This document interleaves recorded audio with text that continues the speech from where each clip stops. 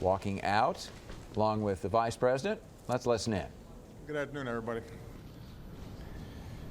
1 year ago this month, senators of both parties, with support from the business community, labor, law enforcement, faith communities, came together to pass a common sense immigration bill. Independent experts said that bill would strengthen our borders, grow our economy, shrink our deficits. As we speak, there are enough Republicans and Democrats in the House to pass an immigration bill today. I would sign it into law today. And Washington would solve a problem in a bipartisan way. But for more than a year, Republicans in the House of Representatives have refused to allow an up or down vote on that Senate bill or any legislation to fix our broken immigration system. And I held off on pressuring them for a long time to give Speaker Boehner the space he needed to get his fellow Republicans on board. Meanwhile, here's what a year of obstruction has meant. It's meant fewer resources to strengthen our borders. It's meant more businesses free to game the system by hiring undocumented workers, which punishes businesses that play by the rules and drives down wages for hardworking Americans. It's meant lost talent when the best and brightest from around the world come to study here, but are forced to leave and then compete against our businesses and our workers. It's meant no chance for 11 million immigrants to come out of the shadows and earn their citizenship if they pay a penalty and pass a background check, pay their fair share of taxes, learn English, go to the back of the line. It's meant the heartbreak of separated families. That's what this obstruction has meant over the past year. That's what the Senate bill would fix if the House allowed it to go to a vote. Our country and our economy would be stronger today if House Republicans had allowed a simple yes or no vote on this bill, or for that matter, any bill. They'd be following the will of the majority of the American people who support reform. And instead, they've proven again and again that they're unwilling to stand up to the Tea Party in order to do what's best for the country. And the worst part about it is a bunch of them know better. We now have an actual humanitarian crisis on the border that only underscores the need to drop the politics and fix our immigration system once and for all. In recent weeks, we've seen a surge of unaccompanied children arrive at the border, brought here and to other countries by smugglers and traffickers. The journey is unbelievably dangerous for these kids. The children who are fortunate enough to survive it will be taken care of while they go through the legal process, but in most cases that process will lead to them being sent back home. I've sent a clear message to parents in these countries not to put their kids through this. I recently sent Vice President Biden to meet with Central American leaders and find ways to address the root causes of this crisis. Secretary Kerry will also be meeting with those leaders again tomorrow. With our international partners, we're taking new steps to go after the dangerous smugglers who are putting thousands of children's lives at risk. Today, I sent a letter to congressional leaders asking that they work with me to address the urgent humanitarian challenge on the border and support the Immigration and Border Patrol agents who already apprehend and deport hundreds of thousands of undocumented immigrants every year. And understand, by the way, for the most part, this is not a situation where these children are slipping through. They're being apprehended. But the problem is that our system is so broken, so unclear,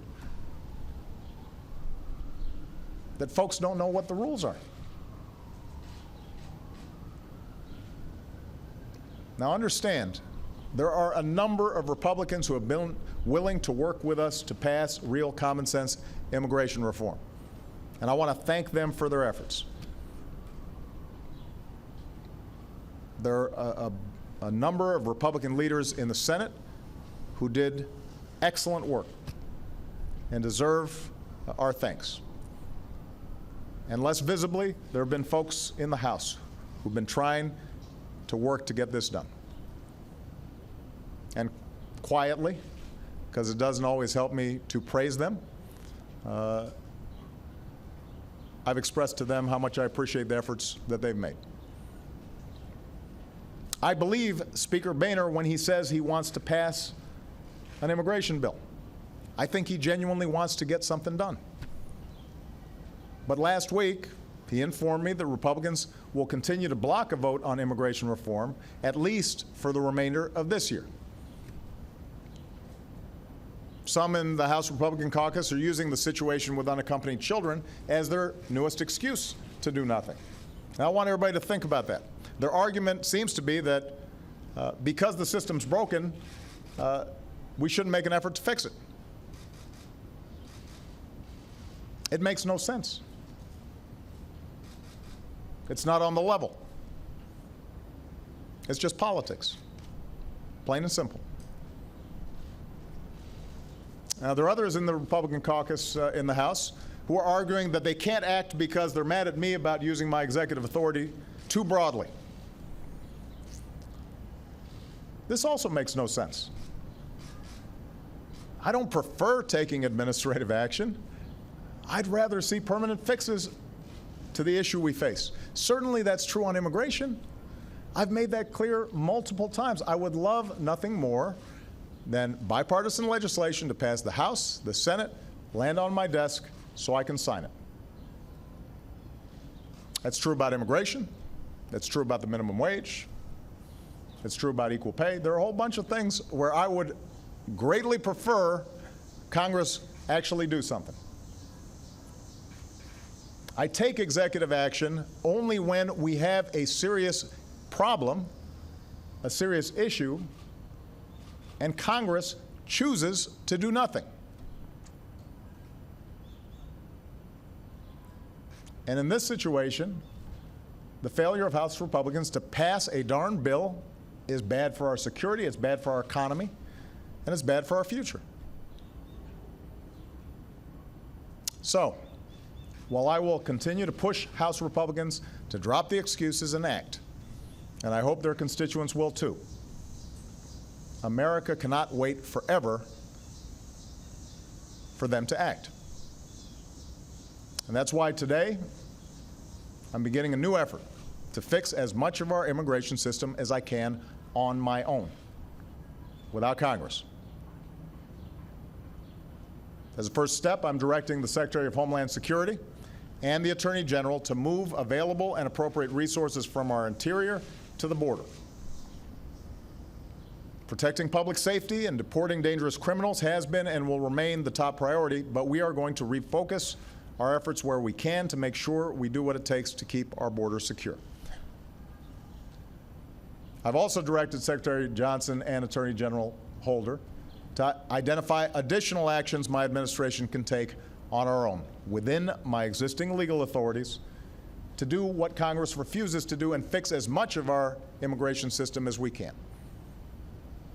If Congress will not do their job, at least we can do ours. I expect their recommendations before the end of the summer, and I intend to adopt those recommendations without further delay. Of course, even with aggressive steps on my part, administrative action alone will not adequately address the problem. The reforms that will do the most to strengthen our businesses, our workers, and our entire economy will still require an act of Congress.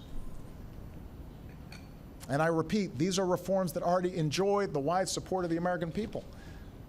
It's very rare where you get labor, business, evangelicals, law enforcement, all agreeing on what needs to be done. And at some point, that should be enough. Normally, that is enough. The point of public service is to solve public problems. And those of us who have the privilege to serve have a responsibility to do everything in our power to keep Americans safe and to keep the doors of opportunity open. And if we do, then 1 year from now, not only would our economy and our security be stronger, but maybe the best and the brightest from around the world who come to study here would stay and create jobs here. Maybe companies that play by the rules will no longer be undercut by companies that don't. Maybe more families who've been living here for years, whose children are often U.S. citizens, who are our neighbors and our friends, and whose children are our kids' friends and go to school with them and play on ball teams with them. Maybe those families would get to stay together. But much of this only happens if Americans continue to push Congress to get this done.